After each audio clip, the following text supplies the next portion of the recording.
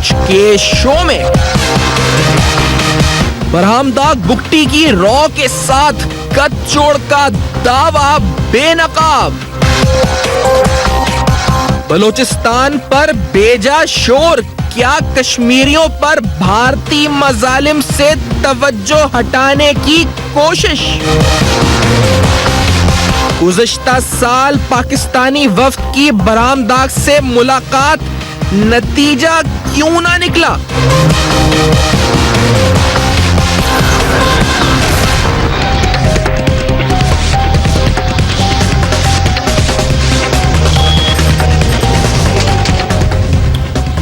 अस्सलाम वालेकुम। पसे पर्दा हकाइक सनसनीखेज इंकिशाफात प्रोग्राम बेनकाब में हूं आपके साथ सैफान खान। भारत की तरफ से डिफेंसिव ऑफेंस स्ट्रैटेजी जो भारत के नेशनल सिक्योरिटी एडवाइजर की तरफ से बात की गई, मोदी साहब की तरफ से बातें की गई।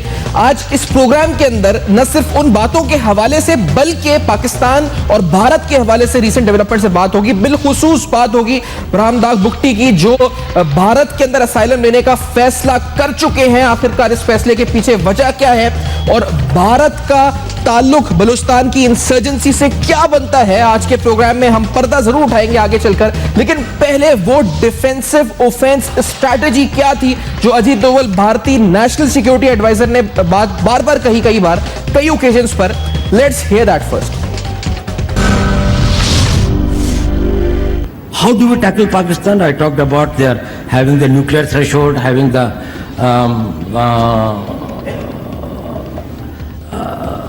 strategic weapon systems, missiles, strategic partnership with China. India is having a long border with China and Pakistan. How do we tackle with it? You know, we engage an enemy in three modes. One is a defensive mode. That is, you see all the chowkidars and chaprasis outside. That is, if somebody comes here, we'll prevent him. We will defend this. One is the defensive offense. That is to defend ourselves. We will go to the place from where the offense is coming.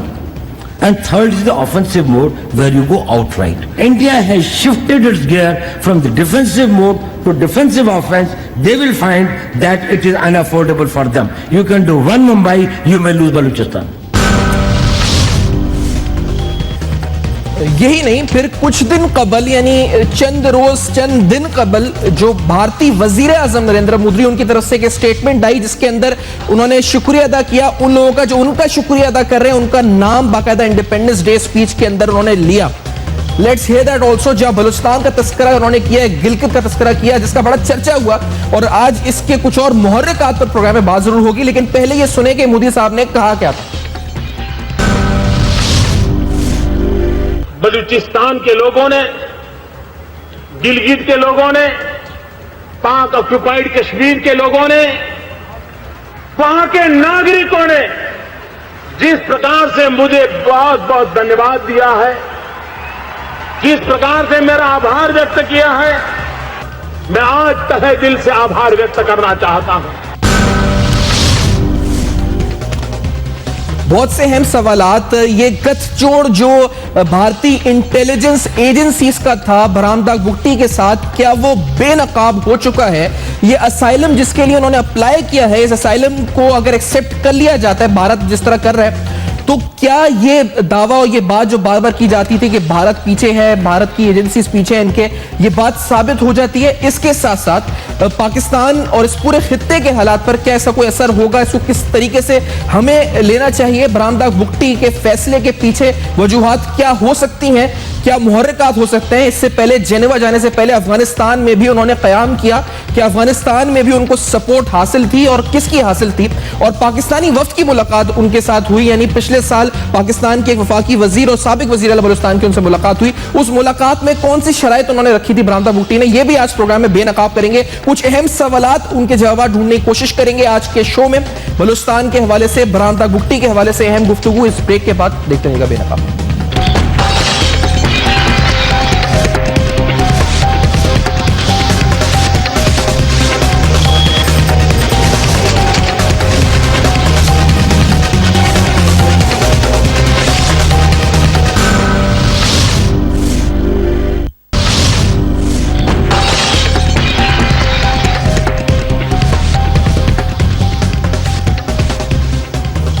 Welcome back. आप देख रहे हैं बेनकाब, और बेनकाब में कुछ अहम सवालात बरामदा भुट्टी साहब जो कि असाइलम इंडिया के अंदर अप्लाई कर रहे हैं, वो आखिरकार इस फैसले के पीछे क्या मुहर्रिकात हो सकते हैं। इसके साथ साथ सब में अहम बात जो हमने देखा है कि बार बार बलूचिस्तान हुकूमत ने कहा कि भारत इन्वॉल्व है। पाकिस्तान की वफाकी हुकूमत ने डोजियर पेश किया 2009 में, जब मनमोहन सिंह से गिलानी साहब की मुलाकात हुई, जब भी बलूचिस्तान में इंडियन इन्वॉल्वमेंट का तस्करा हुआ।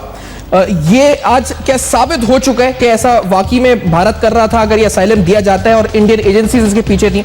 ये भी प्रोग्राम में सवाल उठाएंगे। मेरे साथ इंटेलिजेंस ब्यूरो के साबिक सरबराह जनाब मसूद शरीफ खटक साहब इस्लामाबाद से मुझे ज्वाइन कर रहे हैं प्रोग्राम में। खटक साहब, thank you so much, program में ज्वाइन किया आपने। मेरे साथ अनवारुल हक काकड़ साहब मौजूद हैं, तर्जुमान बलूचिस्तान हुकूमत बलूचिस्तान कोयटा से मेरे साथ मौजूद हैं। काकड़ साहब, पहले आपकी तरफ ये सवाल रखते हुए कि आपकी गवर्नमेंट ने क्लेम और बार बार सबूतों के साथ क्लेम किया कि इंडिया एंगेज है बलूचिस्तान में, इंडिया पैसा भी फराम कर रहा है, सपोर्ट भी कर रहा है, दहशतगर्दी को परवान चढ़ा रहा है बलूचिस्तान में।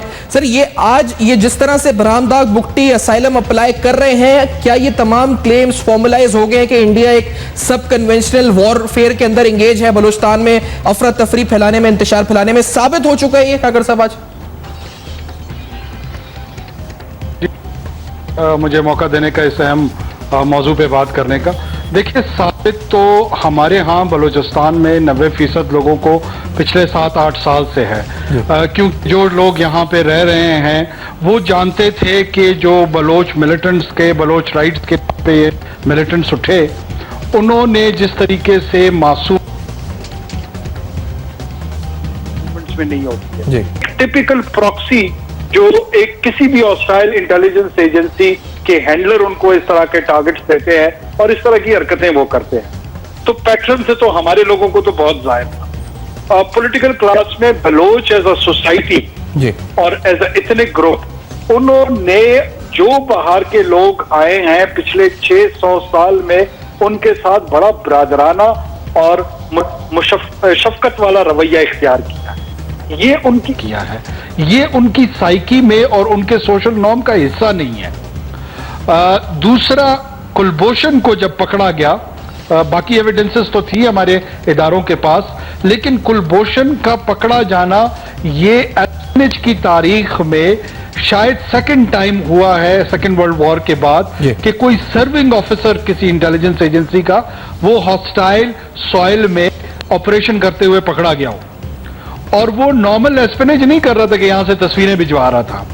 He was behaving like a war Lord, और मुख्तलिफ टेररिस्ट आउटफिट्स जो हैं, जिसमें इथनिक टेररिस्ट आउटफिट्स और रिलीजियस टेररिस्ट आउटफिट्स, उनको डायरेक्शन देना, फाइनेंस करना, टारगेट्स प्रोवाइड करना, लोगों की कत्लो गारतगरी में निहत्ते पाकिस्तानियों के इन्वॉल्व होना, वो इन तमाम हीनियस हरकतों में इन्वॉल्व था।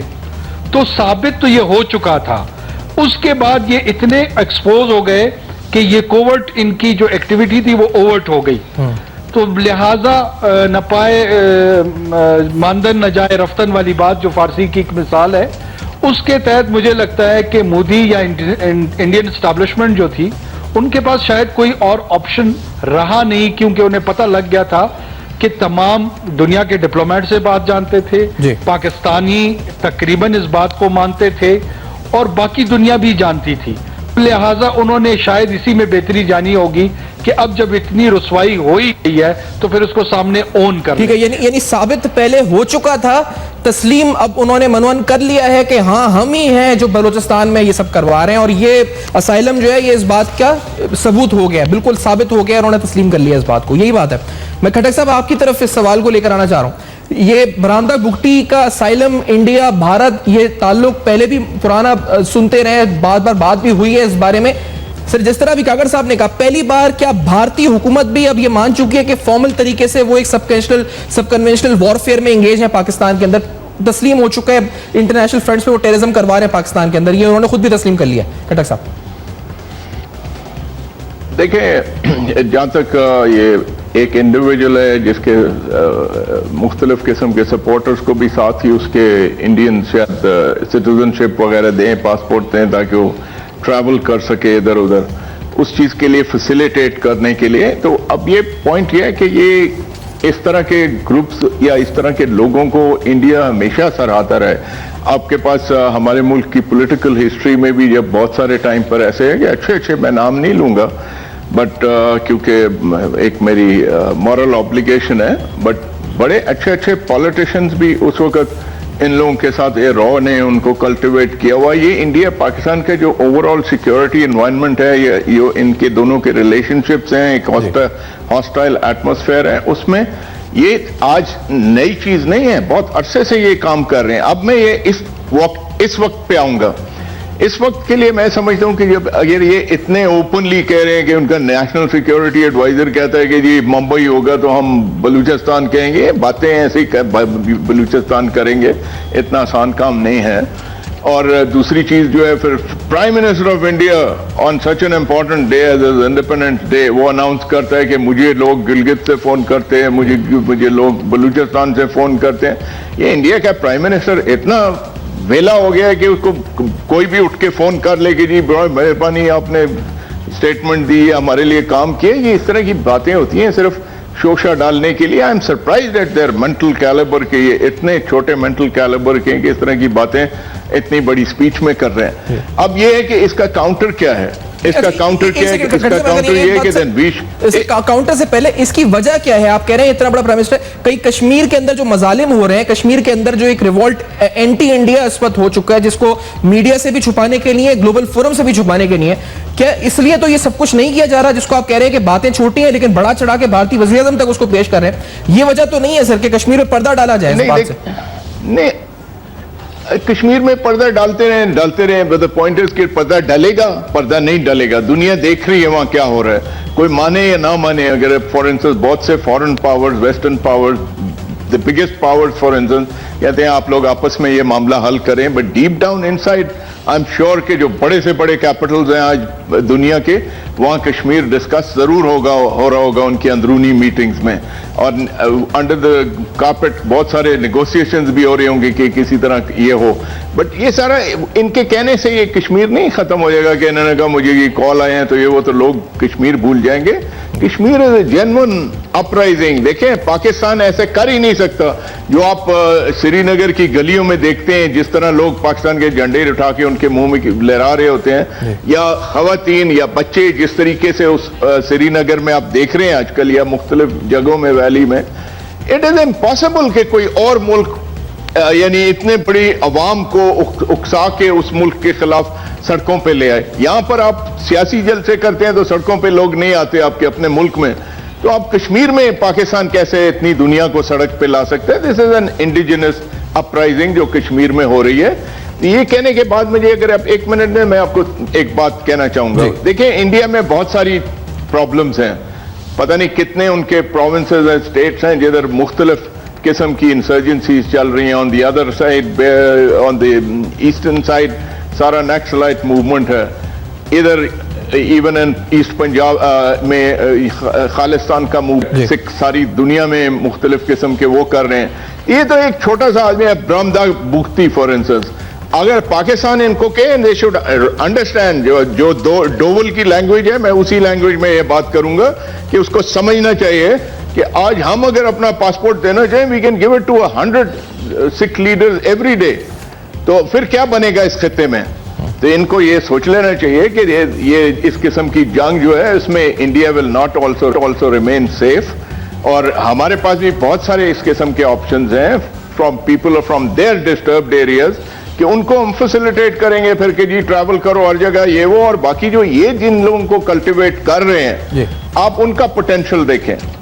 उनका पोटेंशियल ये है कि ये उनको कितना एक पैसा दे देंगे, कितना एक हथियार दे देंगे। बट फॉर इंस्टेंस यहाँ पर कोई ऐसी अपराइजिंग है पाकिस्तान में जिस किस्म की कश्मीर में है? सही, मतलब ये जो आपने बात की है, ये एक तरह से चैलेंज आपने दिया, या फिर ये जो आपने बात की कि यहाँ पे आप एक को देंगे पासपोर्ट तो हम जो है कई सैकड़ों को दे सकते हैं पासपोर्ट, बात सही है। लेकिन काकर साहब, एक सवाल आपकी तरफ ये रखते हुए, क्योंकि ये ब्रह्मदाग बुख्ती जो कि एक इंडिविजुअल है बज़ाहिर तो, और यकीनी तौर पर कोई हैसियत नहीं है इतनी, लेकिन इन्हीं को मनाने के लिए जेनेवा के अंदर साबिक वज़ीर बलोचिस्तान गए थे अब्दुल मालिक बलोच साहब, अब्दुल कादिर बलोच साहब फेडरल मिनिस्टर गए थे। इनको लास्ट ईयर मुलाकातें हुई थी, कहा गया था ये 9 ईयर का एग्जाइल खत्म करके वापस पाकिस्तान आने को तैयार हो चुके हैं। कुछ शराइत इन्होंने रखी है, यानी इनको मनाने की कोशिशें आखिरी साल तक हुई थी, वो कोशिशें क्यों कामयाब नहीं हुई? साबिक वज़ीर बलोचिस्तान भी उसमें थे, क्या वजह थी? कागर साहब, आपकी हुकूमत बता सकती है क्या मुज़ाकरात हुए थे, किन बातों पर बात रुकी थी, क्या डेडलॉक था, क्या हल था, क्या नहीं था? कागर साहब,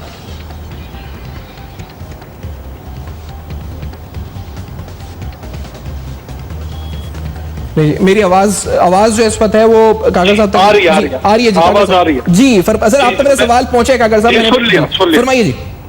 मैं एक तो मसूद शरीफ साहब की बातों को 100% इंडोर्स करते हुए उसको इलेबोरेट भी फर्दर करूंगा और आपके सवाल का जवाब देता हूं। देखिए, हमारे यहाँ ये जितने सो कॉल्ड सेपरेटिस्ट थे या सो कॉल्ड नाराज थे या सो कॉल्ड जो भी नाम आप उनको दे दें फॉर डिस्क्रिप्शन, इनके मुतालिक एक इंटरनल डिस्कशन बलूचिस्तान में पिछले चंद सालों से जारी थी कि इनको हैंडल करने के लिए क्या अप्रोच अप्लाई की जाए। एक ग्रुप था जो कतन इस बात पे क्लियर था कि इनसे किसी सूरत बात नहीं करनी चाहिए, ये इर्रिकंसिलिएबल एलिमेंट हैं और ये बहुत दूर जा चुके हैं,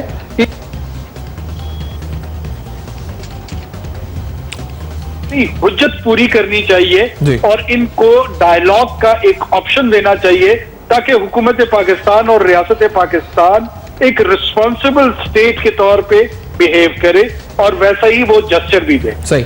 तो उस डिस्कशन के नतीजे में ये वफ्द जो जनरल अब्दुल कादिर साहब थे और डॉक्टर अब्दुल मालिक साहब थे विद ऑल गुड इंटेंशन ये गए थे, कोई भी शर्त और शराइत इन्होंने नहीं रखी। नहीं, किसने शर्त और शराइत नहीं रखी?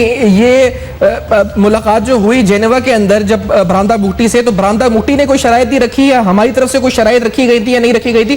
किसने शराइत नहीं रखी, इलैबोरेट करें। हमारे तरफ से तो एक शर्त, जो भी पाकिस्तान के अंदर रियासत के खिलाफ बंदूक उठाएगा, पहली शर्त हमारी ये है कि वो ताइब होगा, वो ये मानेगा कि उसने ये गलत अमल किया है और वो लौट के वापस आना चाहता है और उस लौटने को रियासत मौका फराम कर रही है। अगर ये बात नहीं होगी तो रियासत की कोई बुनियाद ही नहीं बनती।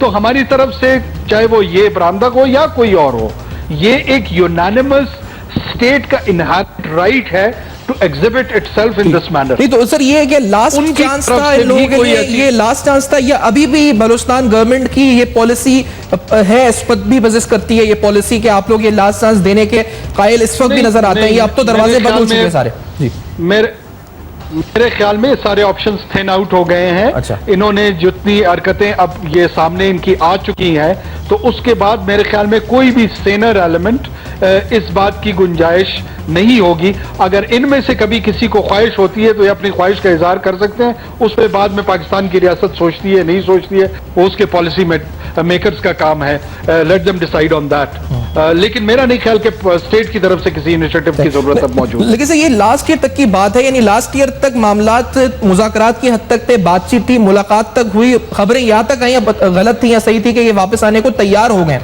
तो ये एक साल के अंदर अंदर ये सारे फैसले, मुझे ये होक्स लगता है।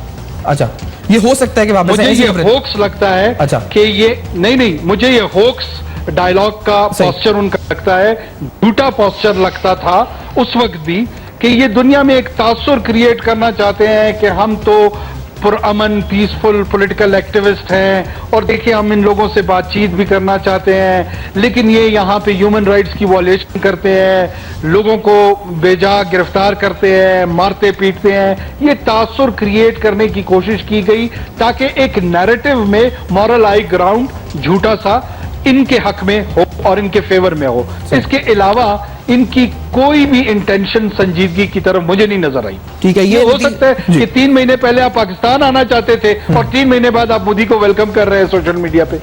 ये घटक साहब, ये आप ये घटक साहब आप ही की तरफ इस बात को लाते हुए, ये ट्रेंड ये नहीं, कुछ महीने पहले तक मुलाकात कर रहे हैं वफाकी वज़रा से, पाकिस्तान के वज़ीर आला बलूचिस्तान से मुलाकात करके कहते हैं पाकिस्तान आना की खबरें आने लगी, और फिर अचानक ये फैसला, ये आखिरकार ये यू टर्न हुआ या फिर ये पहले जिस तरह होक्स कह रहे हैं ये धोखा दिया जा रहा था पाकिस्तान को इनकी जानिब से? घटक साहब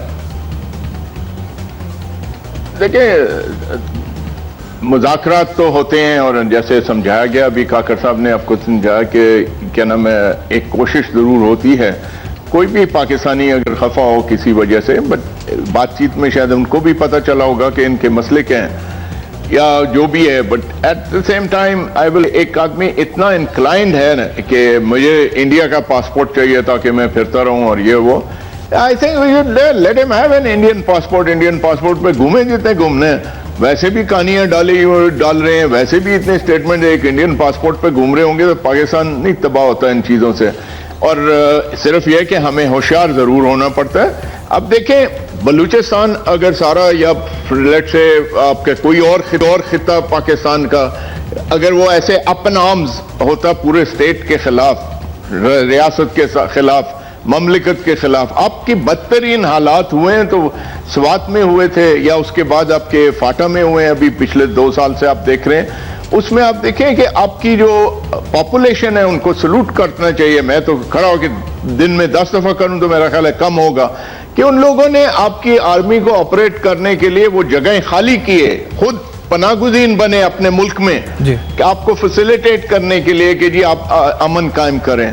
तो जिस मुल्क के अवाम इस तरह की हो, उसमें से अगर एक आध आदमी इधर उधर हो जाए, वो घूमना चाहता है इंडिया पासपोर्ट पे, let him roam around all over the world और let Modi and Doval be happy about it.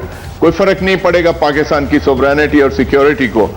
But the point is के वी कैन, फॉर एग्जाम्पल, अब ये कश्मीरी हैं, वहां पूरा कश्मीरी कौम उठी हुई है और दूसरे मुल्क का हमारा झंडा उनके सामने उठा के फिरते हैं, मुंह पे इन द ऑक्यूपेशन फोर्सेस के मुंह में हिला रहे होते हैं। वो एक और सिचुएशन है। उसके अलावा नक्सलाइट्स जो हैं वो हमारे बनाए हुए नहीं हैं, उनकी एक सोच फिक्र ही बिल्कुल मुख्तलिफ है। मुझे ब्रेक की तरफ बढ़ना है खटक साहब, अब उनमें से हम भी कल से मैं ब्रेक की तरफ बढ़ रहा हूँ। कमर्शियल ब्रेक के बाद खटक साहब भी साथ हैं, काकर साहब भी साथ हैं, और बलूचिस्तान के हवाले, बरामदा भुट्टी के हवाले से और आगे चलकर जो पॉलिसीज हो सकती हैं पाकिस्तान और इस पूरे खित्ते के हवाले से हम इस प्रोग्राम में सवाल उठाएंगे, बेनकाब करेंगे। इस ब्रेक के बाद देखते रहेगा। अब तक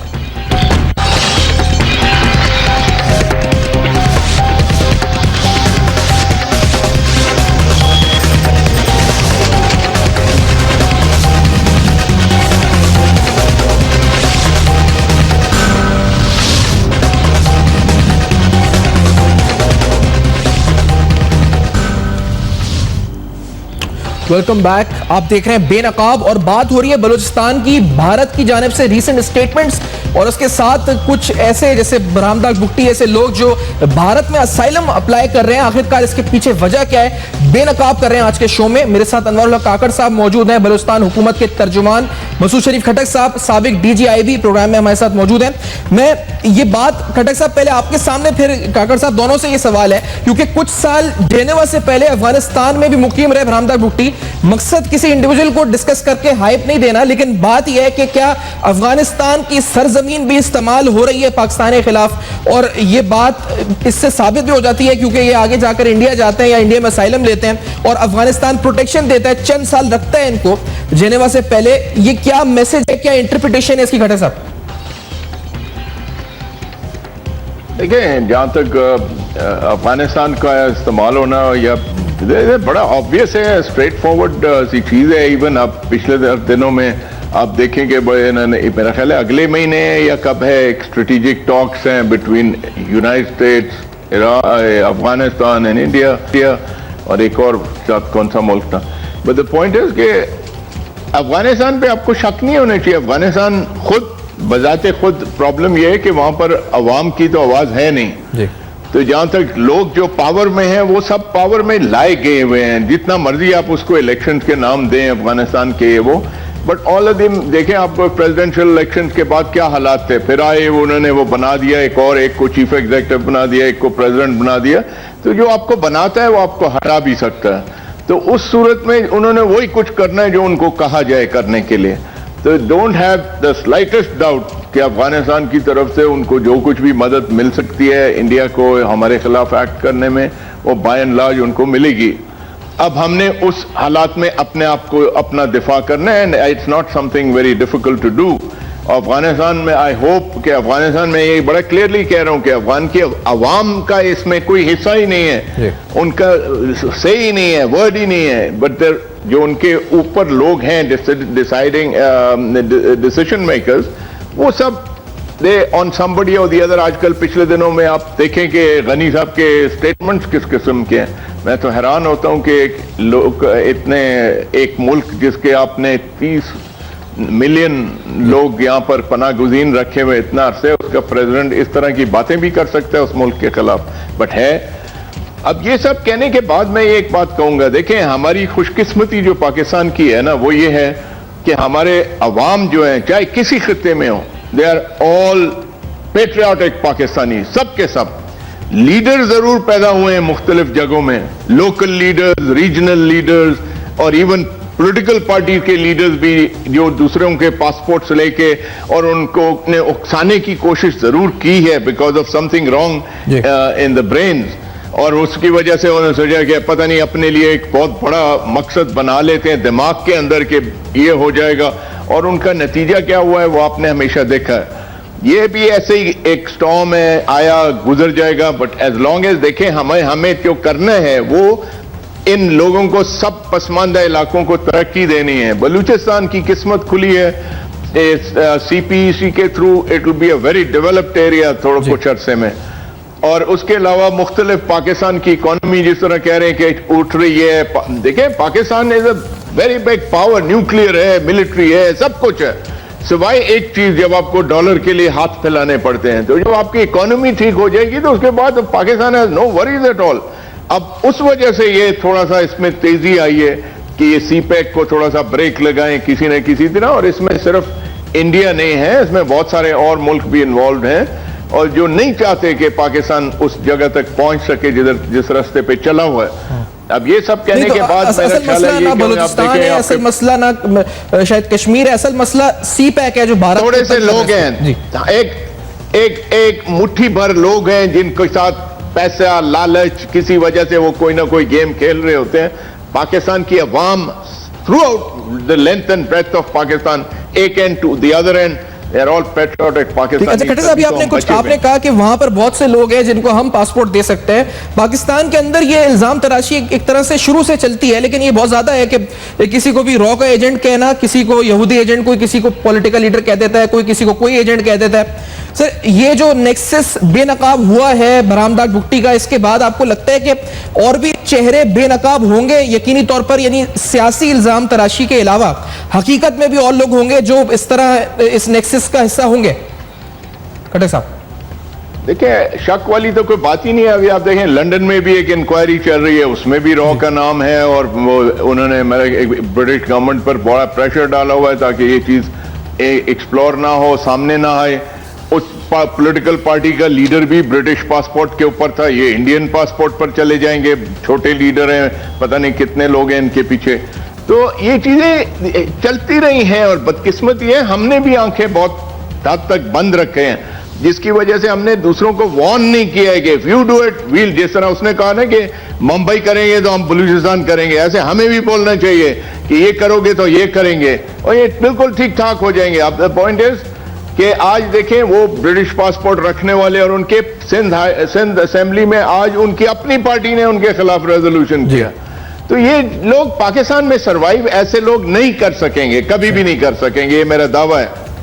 ठीक है, लश्कर रईसानी साहब भी मेरे साथ मौजूद हैं, सीनियर सियासी रहनुमा बलूचिस्तान के और मरकजी हैसियत भी रखते हैं, यकीनी तौर पर गहरी नजर भी रखते हैं पाकिस्तान के हालात पे, मजमूई तौर पर बलूचिस्तान के भी। लश्कर रईसानी साहब, ये जो पूरी सूरत-ए-हाल बरामदाग भुट्टी के हवाले से डेवलप हुई है, बिलखुसूस जो पॉलिटिकल फैमिलीज है, क्योंकि आपकी भी एक फैमिली बड़ी स्ट्रांग वहां पे इन्फ्लुएंशियल है, ये पॉलिटिकल फैमिलीज में डिवाइड हम देख रहे हैं। मिसाल के तौर पे अख्तर मेंगल जो है वो इलेक्शन लड़ रहे हैं, तो जावेद मेंगल दूसरी तरफ है, हरब्यार मरी एक तरफ है, तो चंगेज मरी एक तरफ है जो हुकूमत के अंदर है। तो ये डिवाइड को आप किस तरह देख रहे हैं रईसानी साहब, ये जो पूरी सूरत-ए-हाल में नजर आ रहा है हमें? देखिए अर्जी कि आज समाज को इर्तिकाई अमल के का जो सामना होता है उसमें इस किस्म के हालात आते हैं। ये एक एवोल्यूशनरी प्रोसेस है। यकीनन जो कबायली समाज है वो शिकस्त पर शिकार है और एक नए शक्ल में इसकी तश्कील हो रही है। तो ये तो होता रहता है, इसमें कोई इतनी बड़ी बात नहीं है। अब आज नुक्ते नजर सबका मुख्तलिफ है। कुछ लोग बंदूक उठा के हुकूक का बात करते हैं, कुछ सियासी अमल का कायल है और पार्लिमानी सियासत का ये है। इसमें कोई ऐसे कोई बड़ा तशवीश का बात नहीं। सही। अच्छा काकर साहब, आपकी तरफ दोबारा आते हुए इस चीज को, ये जो हमने रईसानी साहब से पूछी, जो पॉलिटिकल फैमिलीज डिवाइड आपस में नजर आते हैं, गवर्नमेंट का मौकिफ क्या? क्योंकि जिस तरह मैंने बताया, चंगेज मरी एक तरफ, हरब्यार मरी एक तरफ, जावेद मैंगल एक तरफ, अख्तर मैंगल एक तरफ, ये डिवाइड, जो पॉलिटिकल डिवाइड जो हम देख रहे हैं फैमिलीज के अंदर, बलूचिस्तान के जो मुख्तलिफ इन्फ्लुएंशियल्स हैं उनके अंदर, इसको इंटरप्रेट किस तरह करती है बलूचिस्तान की गवर्नमेंट? काकर साहब देखिए जी, ये जो नेशन स्टेट का हमारा तस्वुर है ना, ये सिर्फ पाकिस्तान पे या हमारी गवर्नमेंट की पोजीशन पे डिपेंड नहीं करता। कुछ इंटरनेशनल नॉर्म्स है, कुछ इंटरनेशनल प्रिंसिपल्स है जिसके तहत ये यूएन की बॉडी है, जिस पे आज तमाम सरबराहान मुमलिकत दुनिया के जितने हैं वो जब बात कर रहे हैं ना, वो सर्टन पॉलिटिकल, मॉरल और लीगल प्रिंसिपल्स के बेसिस पे कर रहे हैं। और उनमें से एक प्रिंसिपल ये है कि internal violence with in state, non state लोगों को हासिल नहीं है। वो बंदूक नहीं उठा सकते, और अगर उठाते हैं तो उसको लेजिटिमेट कंसिडर नहीं किया जाता, और उसके अगेंस्ट जो फोर्स अप्लाई होती है, जो यूनिफॉर्म में लोग अप्लाई करते हैं, उसको कॉन्स्टिट्यूशनली, लीगली एक मॉरल अथॉरिटी दी जाती है। ये बुनियादी फर्क है।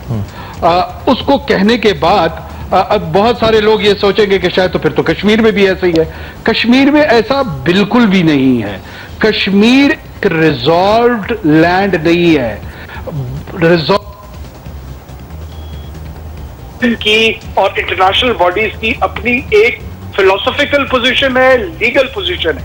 वो वहां पे इवन आर्म्स प्रोक्योर करने का, अगर ये स्टैब्लिश हो जाए कि वो एक ऑपरेस नेशन है, नेशन की डेफिनेशन और ऑपरेशन की डेफिनेशन में आ जाए, तो they can even procure arms from the international market. और मेरे ख्याल में निहत्ते कश्मीरी शायद उसी तरफ जा रहे हैं।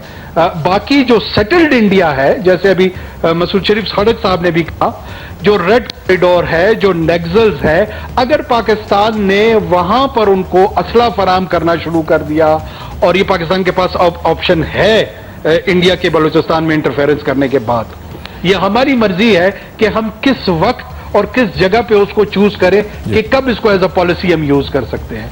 नक्सल्स को करें, आसाम में करें, मोजीराम में करें। 70% of Indian land mass is actually not in Indian control। ठीक है सर, ठीक है, बहुत शुक्रिया। मैं करूंगा, मुझे वाइंड अप करना होगा प्रोग्राम को इसी नोट के ऊपर। मसूद शरीफ खटक साहब का, रईसानी साहब प्रोग्राम के आखिर के हिस्से में शामिल हुए, और हमने बात की है ब्रामदार भुट्टी साहब के हवाले से असाइलम लेना मकसद क्या था। ये वो पसे पर्दा हकाइक यानी कि रॉ के साथ नेक्सस जो उनका बनता